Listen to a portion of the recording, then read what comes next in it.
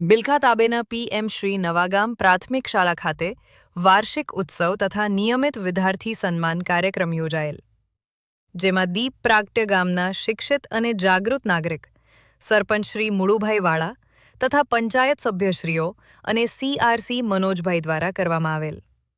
વિવિધ સાંસ્કૃતિક કાર્યક્રમ બાળકો દ્વારા રજૂ કરવામાં આવેલ હતા.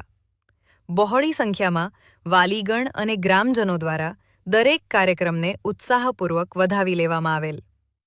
સમગ્ર વર્ષ દરમિયાન સૌથી વધુ હાજરી ધરાવતા બાળકો તથા સ્ટુડન્ટ ઓફ ધ ઈયરને શિલ્ડ અર્પણ કરી પ્રોત્સાહિત કરવામાં આવેલ.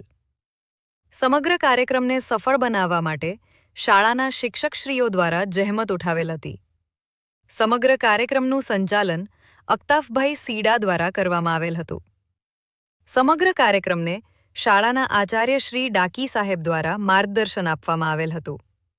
ભારત સ્વરાજ ન્યૂઝ સાથે મહેન્દ્ર નાગરેચા.